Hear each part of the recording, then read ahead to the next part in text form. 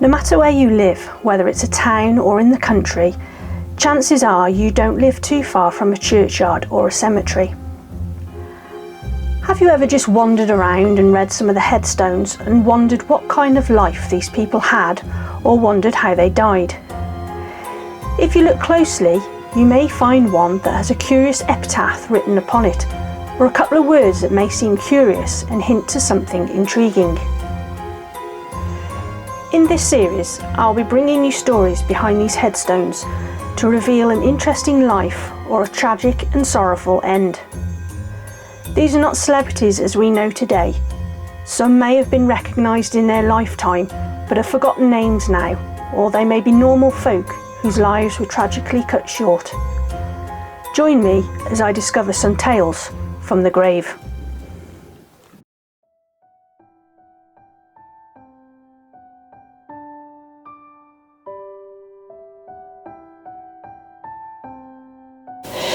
Today we visit the graveyard of St Michael's Church at Lilleshall in Shropshire.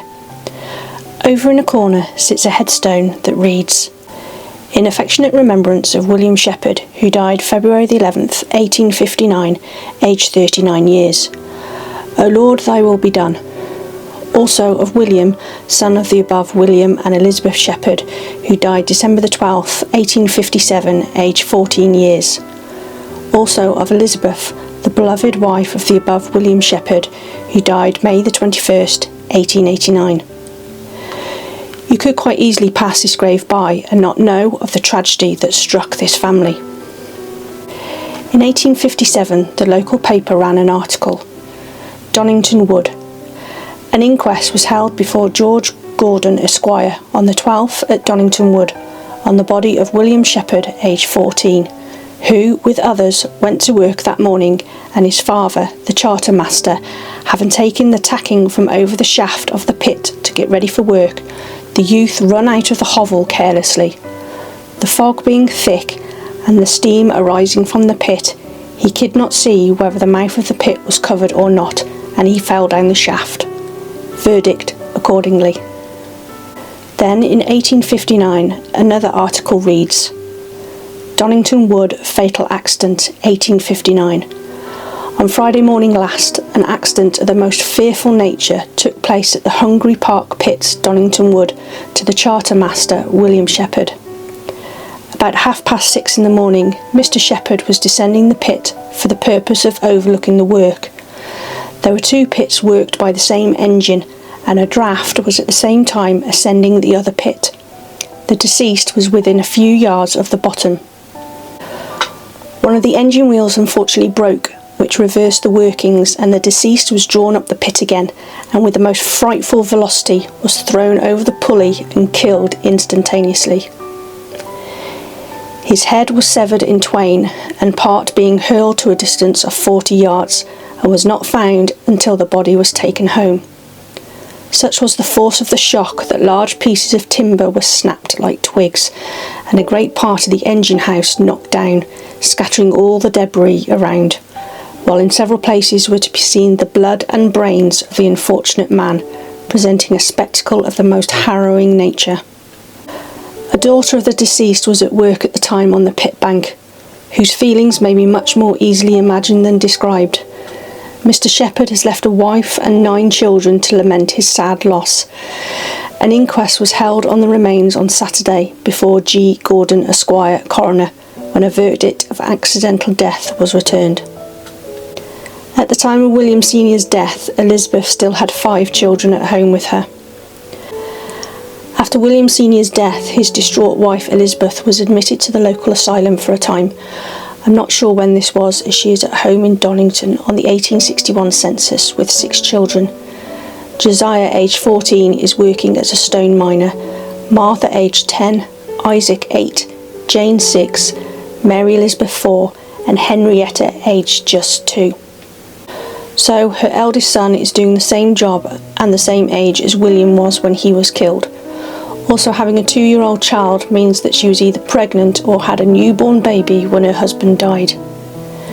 With her in the house is also her eldest daughter Sabina, aged 20, her husband Joseph, and their 1-year-old daughter Caroline.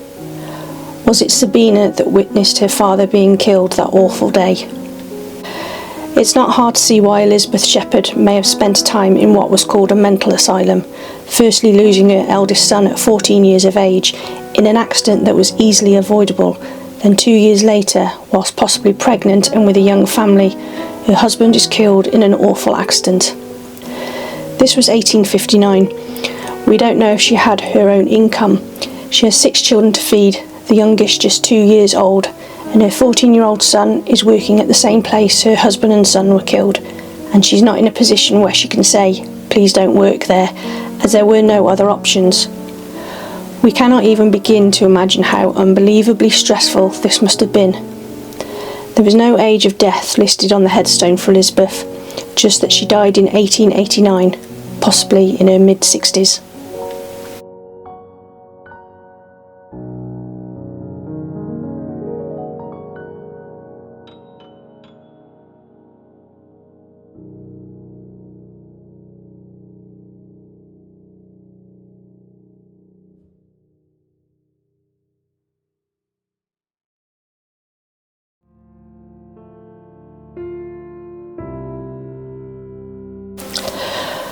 We now visit St Mary the Virgin Church in Ketley.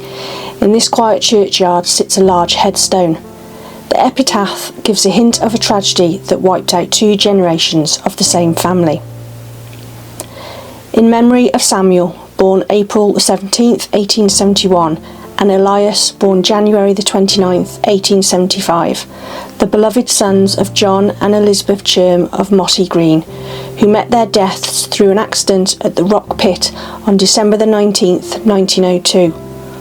Also of John Henry, born February the 13th, 1886, the beloved son of John and Mary Atwood and grandson of the above John and Elizabeth Cherm, who died at the Salop Infirmary on December the 25th, 1902, as a result of the above accident.